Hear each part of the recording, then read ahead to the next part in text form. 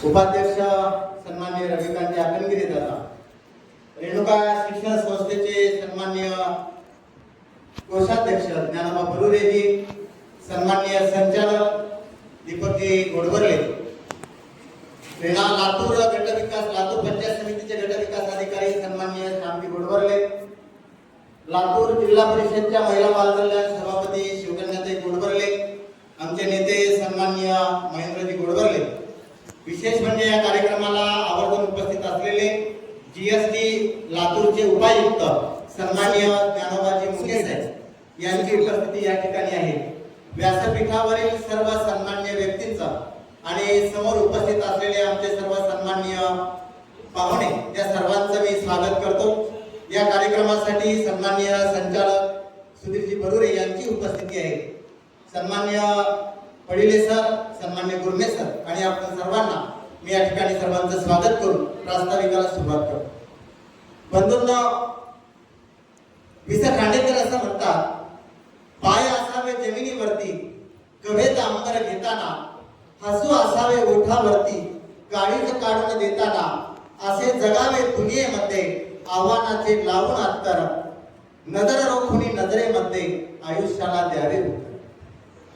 आपण ज्या ठिकाणी काम करतो ती सेवा मनोभावे केल्यानंतर एक आपला स्वाभिमान असतो। नराळे सर यांची सेवा 1988 साली सुरू झाली, ती आस्था गायब होती। शेळके मॅडम यांची सेवा 1990 साली सुरू झाली, ती आस्था गायब होती। म्हणतात ना, दगडावरती दगड ठेवून आपल्या आयुष्याचं मंदिर उभा करत जावं, परंतु जेव्हा मंदिराचा कळस हा कवेमध्ये असतो त्यावेळेस दगडाला मुद्रे करावे।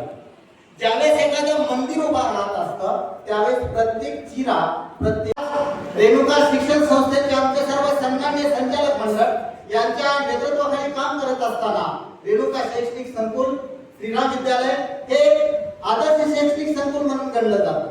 याच्यामध्ये ठराविक व्यक्तींचा सहभाग नव्हे तर प्रत्येक व्यक्तीचा तेवढाच सहभाग आहे जेवढा सहभाग त्यांची नावं पेपरमध्ये येतात। बंधूंना, ज्यावेळेस आपण मंदिर उभा करतो, कोपऱ्यामध्ये असलेला दगड आणि कळसा लोकांना जास्तीत जास्त चांगलं देण्याचं, पालकाशी संपर्क ठेवण्याचं, विशेष म्हणजे शेळके मॅडम आमच्या सासरवाडीकडचे बोरगावकडचे गाव, बरोबर आहे, ग्रामीण भागातून आलेले एक असं व्यक्तिमत्व आहे, आध्यात्मिक भजनामध्ये रमणाऱ्या, देवाला मानणाऱ्या, विठ्ठलाची पूजा करणाऱ्या।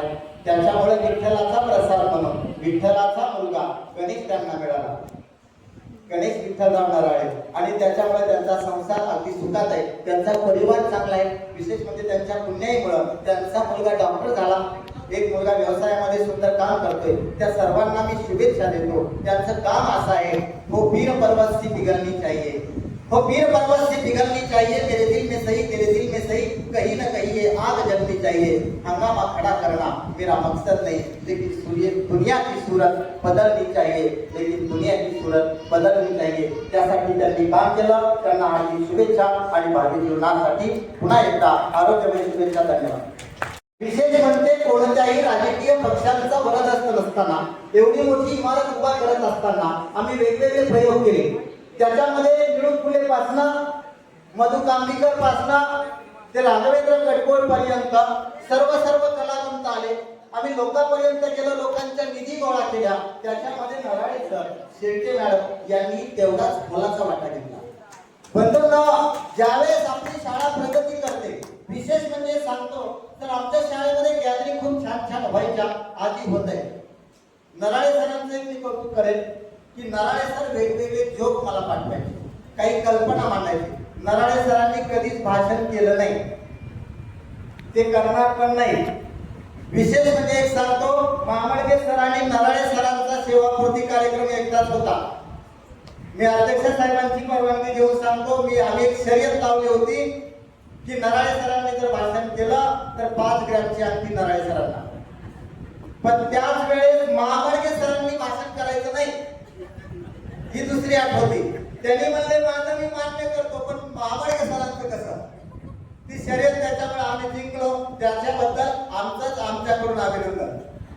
सांगायचं तात्पर्य आहे, नराळे सर आणि शेळके मॅडम त्यांच्या त्यांच्या वर्गामध्ये त्यांच्या पद्धतीनं आपण किती शिकलो, किती डिग्री याला महत्व नाही, पण जे मुलं आहेत त्यांना आपल्या पद्धतीनं सर्व देण्याचं काम आपण केलं पाहिजे. त्यांनी ते आयुष्यभर केलं, मनोभावे केलं, त्याबद्दल एकदा टाळ्या वाजवून त्यांचं अभिनंदन करूया. आणि बंधूंनो, आणखीन एक मला मनाचं वाटतं की पुढचं जे आयुष्य आहे त्यांचं ते त्यांना दीर्घायुष्य लाभो, आरोग्यदायी जीवन लाभो. कारण प्रत्येक जण आपापल्या परीनं ज्ञानदान करण्याचं काम करतच असतो. प्रत्येकाला असं वाटतं की मी काहीतरी विशेष आहे, परंतु या जगामध्ये येणारा प्रत्येक व्यक्ती विशेष आहे. तो आपापल्या परीनं चांगलं देण्याचं काम करतो. कर्मे येशू बजावा या वृत्तीप्रमाणे